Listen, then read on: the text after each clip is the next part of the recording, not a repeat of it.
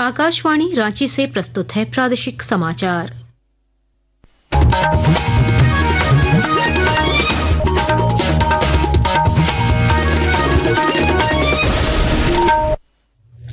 नमस्कार, प्रादेशिक समाचारों के साथ मैं कामिनी। पहले मुख्य समाचार।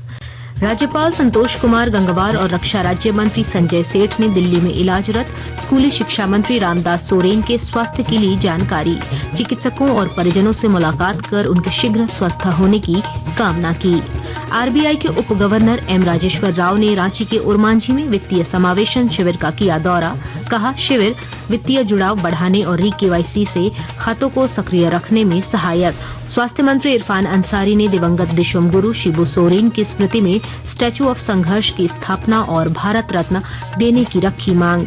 धनबाद के नीरज सिंह हत्याकांड में पूर्व विधायक संजीव सिंह को सुप्रीम कोर्ट से मिली जमानत। विधायक रागिनी सिंह ने फैसले पर जताई खुशी। और 134वें डुरंड कप में जमशेदपुर एफसी ने लद्दाख एफसी को 2-0 से हराकर ग्रुप सी में हासिल किया शीर्ष स्थान। सभी मैच जीतकर टीम ने क्वार्टर फाइनल में किया प्रवेश। और अब समाचार विस्तार से। राज्यपाल संतोष कुमार गंगवार ने दिल्ली स्थित अस्पताल में इलाजरत राज्य के स्कूली शिक्षा एवं साक्षरता मंत्री रामदास सोरेन के स्वास्थ्य की जानकारी ली। उन्होंने चिकित्सकों और अस्पताल प्रबंधन से उपचार की प्रगति के बारे में जानकारी प्राप्त की। राज्यपाल ने परिजनों से मुलाकात कर मंत्री के शीघ्र स्वस्थ होने की कामना की। वहीं केंद्रीय रक्षा राज्य मंत्री संजय सेठ ने भी आज दिल्ली स्थित अस्पताल में शिक्षा मंत्री रामदास सोरेन से मुलाकात कर उनके स्वास्थ्य की जानकारी ली। उन्होंने चिकित्सकों से उपचार की प्रगति जानी और उनके शीघ्र स्वस्थ होने की कामना की। भारतीय रिजर्व बैंक के उप गवर्नर एम राजेश्वर राव ने आज रांची के ओरमांझी ग्राम पंचायत में आयोजित वित्तीय समावेशन संतृप्तिकरण शिविर का दौरा किया। मौके पर उन्होंने कहा कि ये शिविर लोगों को वित्तीय प्रणाली से जोड़ने और री-केवाईसी के माध्यम से बैंक खातों को सक्रिय रखने में सहायक है। लगभग 7 करोड़ अकाउंट्स का री-केवाईसी आज के दिन ओवरड्यू है और अगले 1 साल में और 3 करोड़ लगभग अकाउंट्स का री-केवाईसी कराना पड़ेगा, जो कि एक बहुत बड़ा काम है बैंकों के लिए।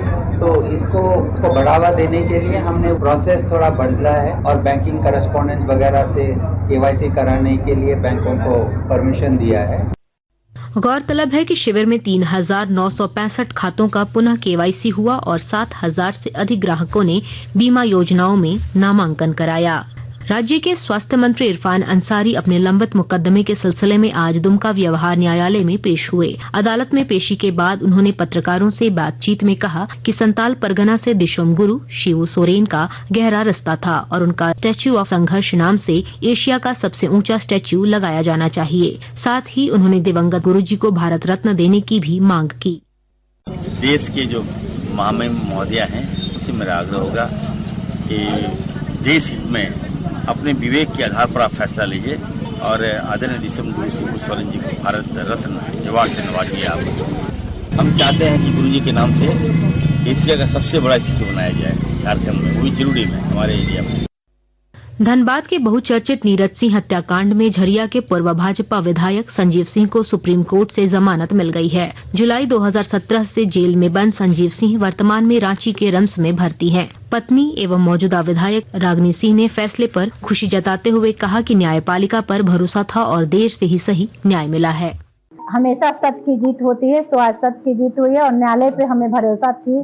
पूरे झारखंड की जनता की विश्वास थी इस न्यायालय पे, जाकर आज वो विश्वास सामने आ गई और मुझे आशा ही नहीं पूरा विश्वास है न्यायालय पे कि आने वाले समय में बाइज्जत बरी होकर घर भी आएंगे।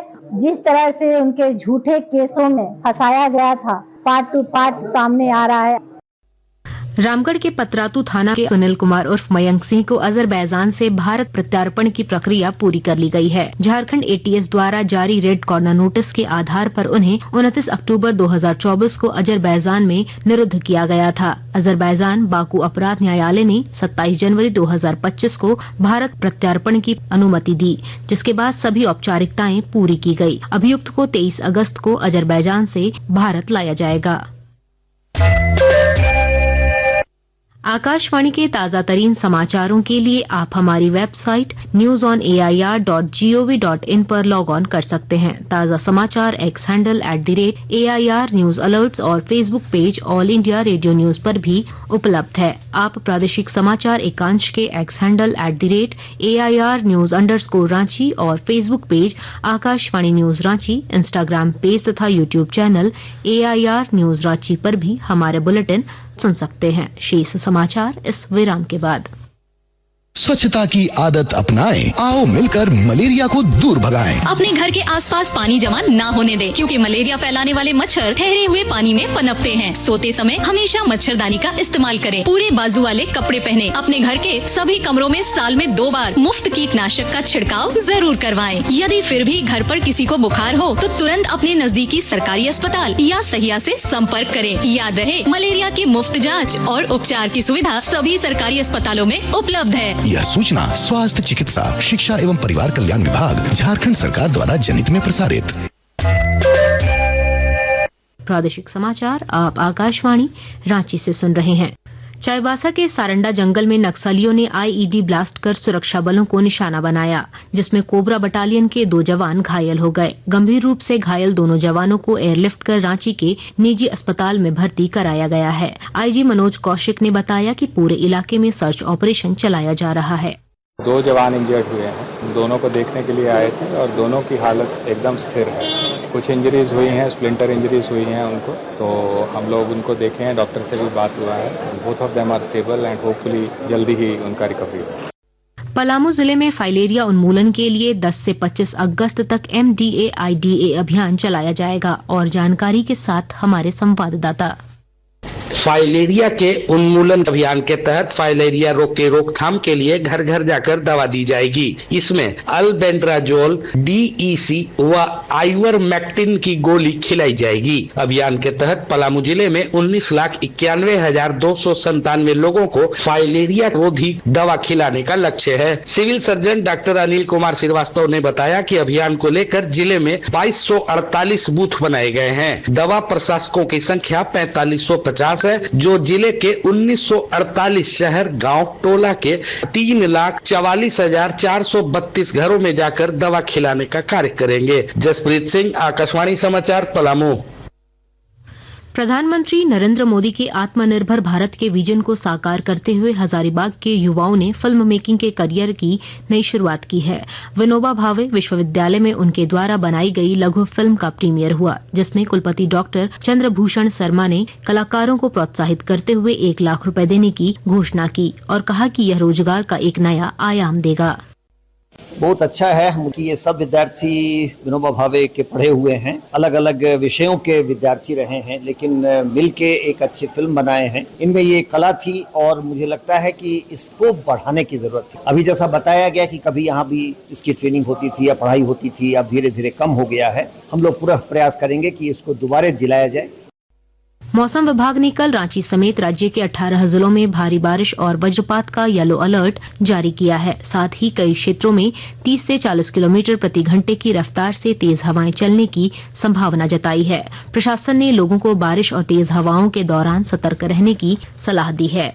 जमशेदपुर के JRD स्पोर्ट्स कॉम्प्लेक्स में खेले गए 134वें डुरंड कप के ग्रुप C मुकाबले में जमशेदपुर FC ने लद्दाख FC को 2-0 से हराया। ग्रुप C में अपने सभी मैच जीतकर जमशेदपुर FC ने अंक तालिका में शीर्ष स्थान हासिल किया है। टीम ने शानदार प्रदर्शन के साथ क्वार्टर फाइनल में जगह बना ली है।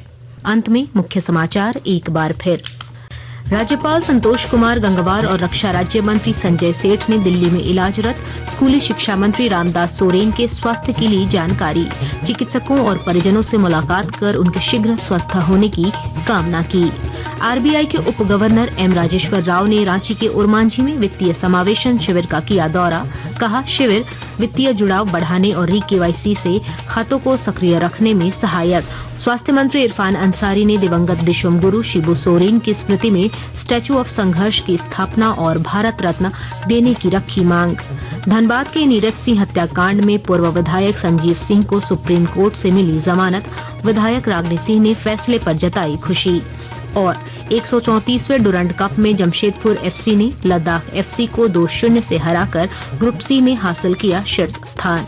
सभी मैच जीतकर टीम ने क्वार्टर फाइनल में किया प्रवेश। इसके साथ ही आकाशवाणी रांची से प्रादेशिक समाचार का ये बुलेटिन समाप्त हुआ। अगला प्रादेशिक समाचार बुलेटिन कल सुबह 8:30 बजे प्रसारित किया जाएगा। नमस्कार।